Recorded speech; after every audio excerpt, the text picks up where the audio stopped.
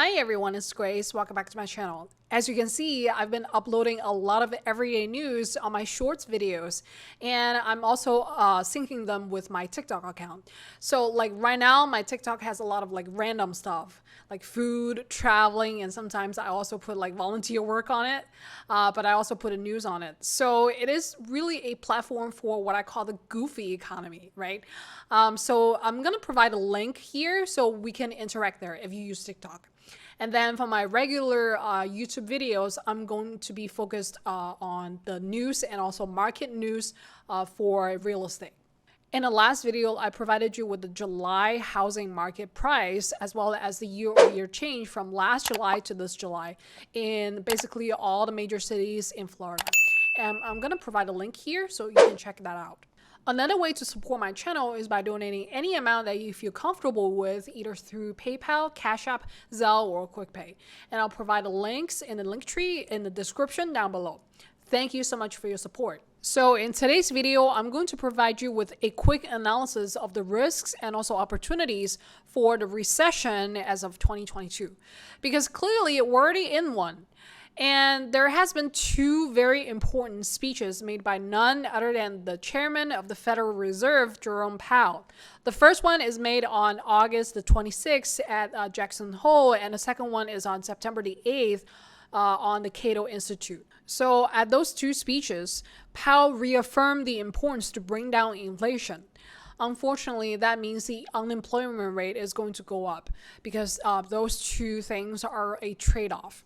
I don't think a lot of people understand just how bad the inflation is for business, household, and the global economy as a whole, right? Because the inflation impacts the pricing for the labor market, the products, services, and also the return on investment for individual investors and institutional investors. So that's why it's important for the Fed to be firm in its actions.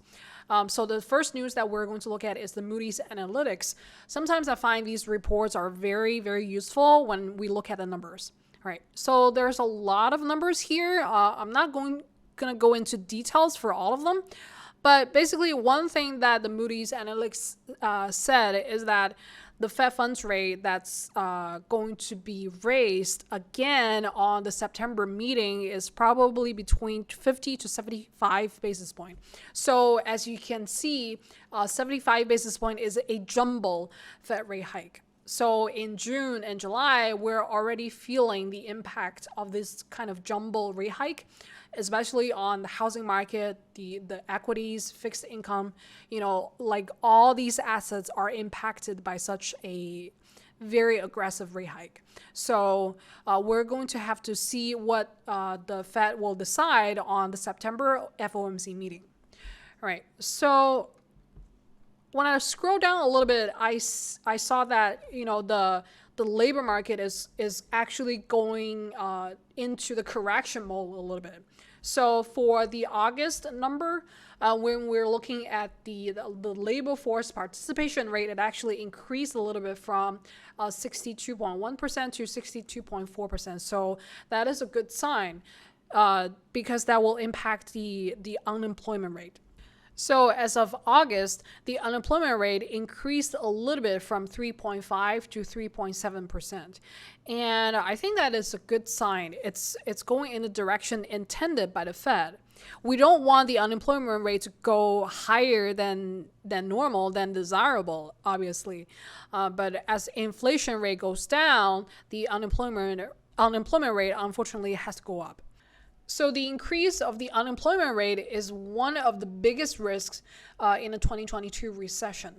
As we see this rate goes up, we're seeing that a lot of tech companies, retailers, anything related to borrowing, they're laying off a proportion of the workforce because the demand is going down, right? So you're seeing a lot of people moving from they're shifting from work to work, and also people who have already retired a couple of months ago or intend to retire at this stage, they're probably thinking about going back into the labor force. And the other thing is that the remote work benefit is probably going to go away at this point, because I don't think that this kind of benefit is decided by the employee or the employer. It's really a result of the market supply and demand in the labor force market. All right, so that is the number one risk in the recession. The second risk that you're seeing is really related to the size of the Fed's balance sheet. So this is the graphic that's going to show you what is the total assets for the Fed's balance sheet. As you can see, it ballooned really quickly at the beginning of 2022 when the pandemic hit. So like right now, the Fed is trying to bring it down by selling the Treasury securities and mortgage-backed securities. Initially, it was trying to sell by $47.5 billion per month for 3 months from July to September. And then afterwards, it's going to double to $95 billion per month. But as you can see, this line is not actually trending down as supposed to be because people are not that aggressive in buying these two very safe securities right now. So in order for this curve to go down as intended by the Fed, the interest rate or the Fed funds rate has to be higher and more aggressively increased in order for this curve to go down, right? So that is the second risk. There's a lot of like macro terms, but basically what it means is that this ballooning of the Fed's balance sheet is the main reason why we're having such a bad inflation. And in order to bring down the inflation to the target 2%, so basically go back to normal, to the pre-pandemic level, we have to see this balance sheet go down substantially. But it really takes time. And I have no doubt that the interest rate is going to be even higher towards the end of this year and also next year. All right. So it's going to be a very painful but necessary step to bring down the inflation and get back to normal. All right. So that is the second risk. And a third risk is what you guys probably focus the most. That is the correction of the housing market.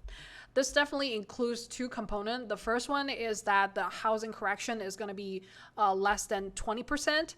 And if it goes above 20%, right, it's going to be a housing crash. And we already see that's happening starting from the West Coast and some of the Rocky Mountain areas.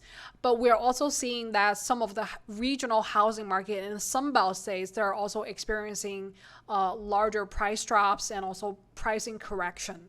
And according to Goldman Sachs, 39 of the US market is going to experience some kind of housing correction. But it's a really generic term. So the way that I define a housing correction versus a housing crash is really the 20%.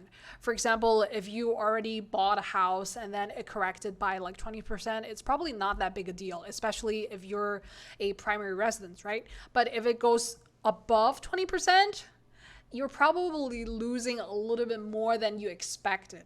And if it goes like to 50%, and that is a very standard housing crash, and it's going to impact a lot of people's decisions in maybe selling the assets to remain liquid or do some other things to just remain in a healthy situation even though we're in a recession.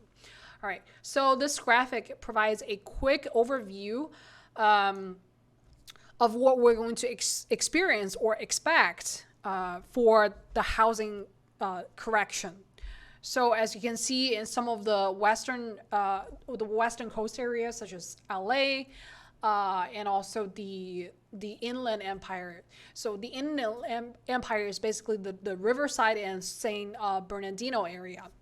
All right, and then we're also seeing that, for example, in Denver, we're seeing this housing price correction is a little bit steeper than usual.